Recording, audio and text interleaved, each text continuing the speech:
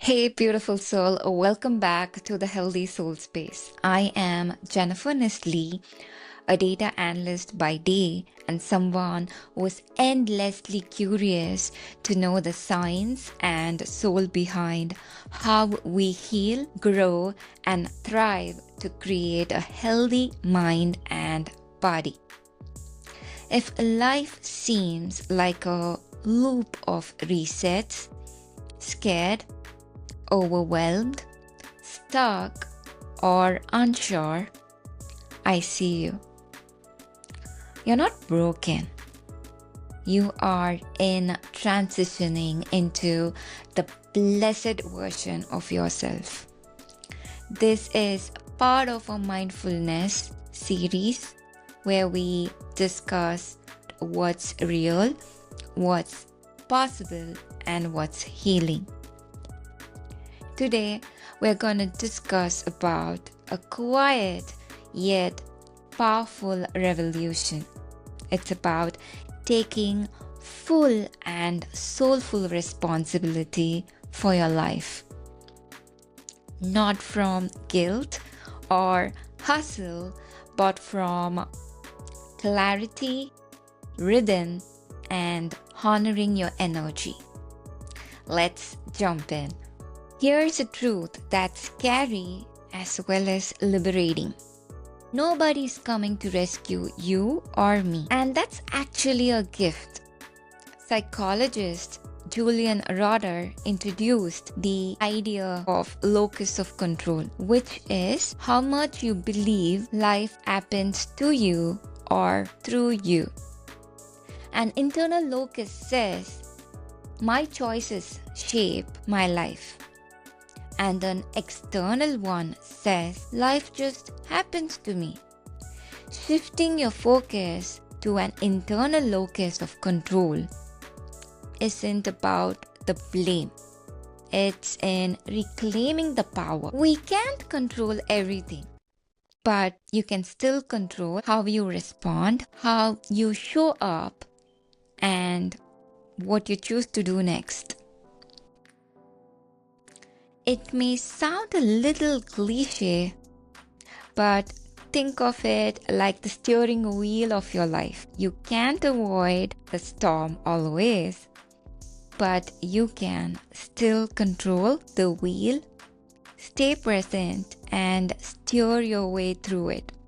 And that's where your real power lives. Psychologist Roder says people who have shifted to the internal locus of control are more likely to take responsibility and achieve more. Try asking yourself this: what would be one thing that I can control today? And write it out. That's where your power begins. Now that we have seen how we reclaim the steering wheel of our life, let's talk about the fuel, which is self-compassion. At times we have this constant banter going on in our head, criticizing ourselves to an extent no one would. And gosh, that's terrible. Come on, you're not lazy or broken. We are all human beings with a nervous system and our own past life stories that has shaped the way we cope. And we pause not because we are flawed. We pause because we are trying to protect something that's tender. Dr. Kristin Neff's research shows that self-compassion is the emotional safety net that lets change take root. Come on, we don't grow by bullying ourselves. We grow by creating a safe place within ourselves that is safe enough for us to try, fall, and rise again. It's just in showing the same compassion to ourselves that we show to a friend, right? Dr. Kristin Neff says that self-compassion creates the safety for us to admit mistakes and grow. Ask yourself, what would be the next gentlest thing you want to do today, and write it down. That is not a weakness, that is wisdom, and it begins with self-awareness and self-compassion. We all do need motivation at times to keep going. I have spent so much time in externally searching for motivation by reading books, quotes, and whatnots.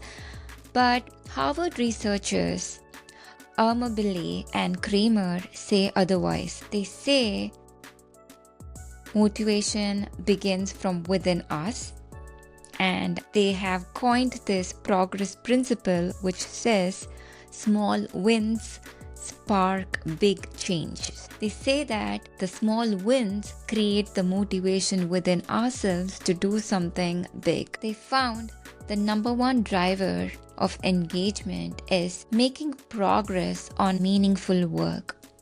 Even tiny steps create big momentum. Science shows us small wins release dopamine, create habits, and help us build resilience. The Harvard researchers have found out that small wins trigger big changes. So you don't need a breakthrough, just one small next step. Like we discussed in the previous video, it's just one small step with intention. Try something today.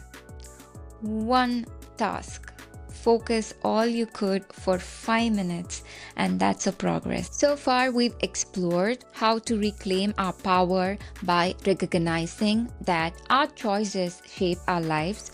We have talked about the importance of self-compassion, that how we can be safe enough so that we have the ability to make mistakes, trust ourselves, and rise again.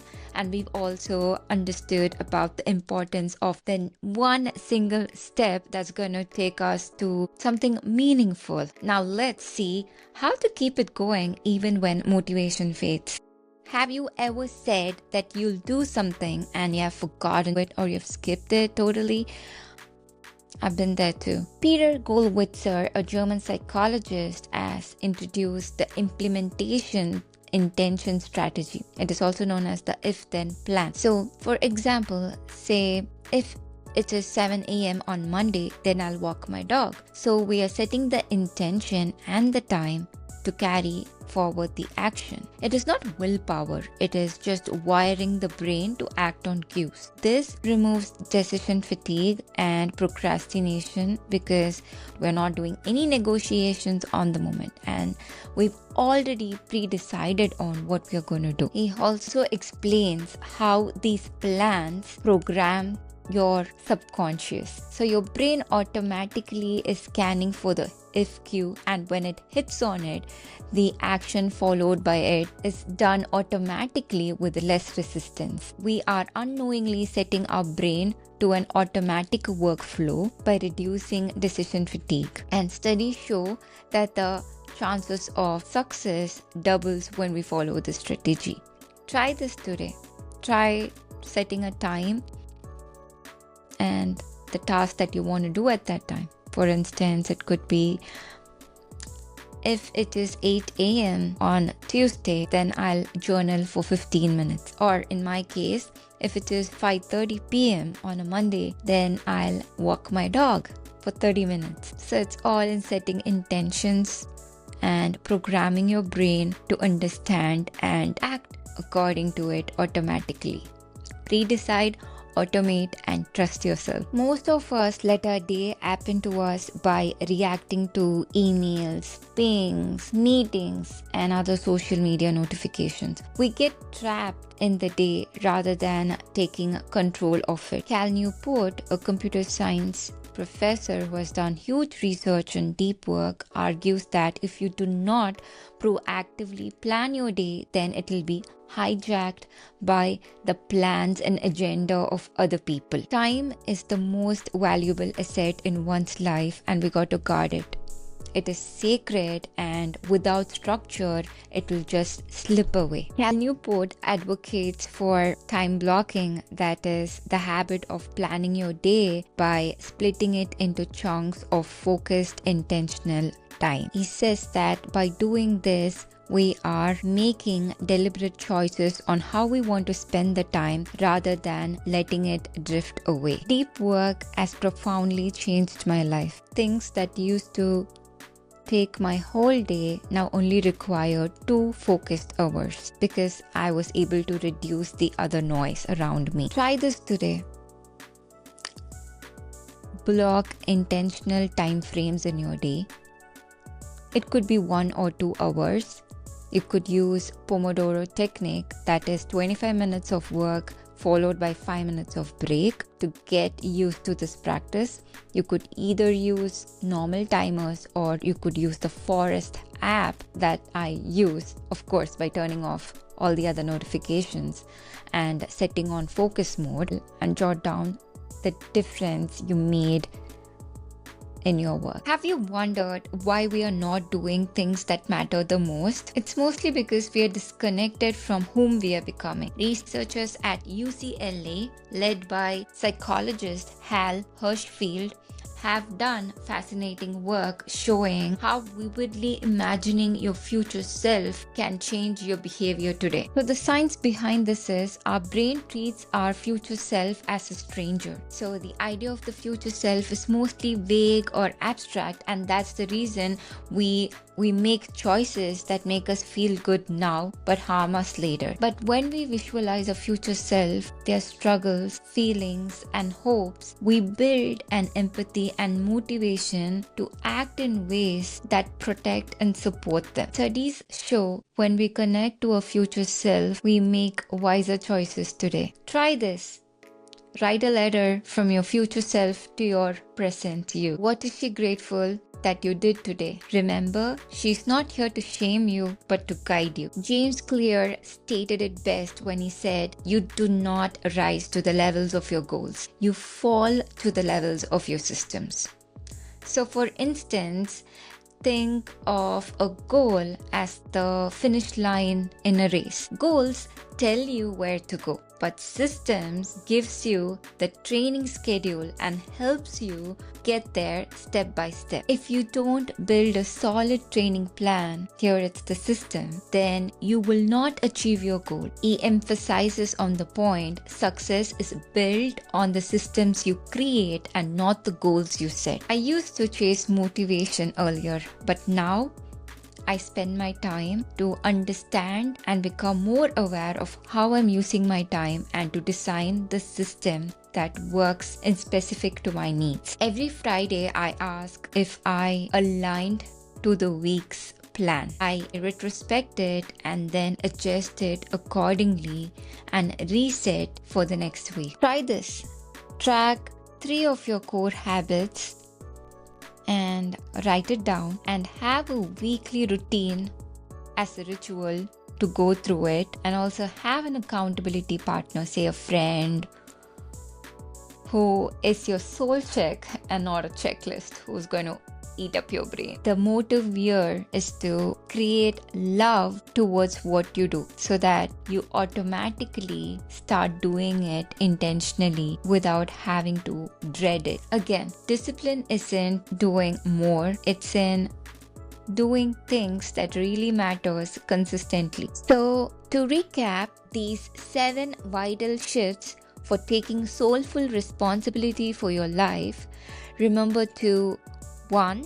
Adopt an internal locus of control. Understand that your choices shape your life. This mindset empowers you to act rather than react. 2. Practice self-compassion.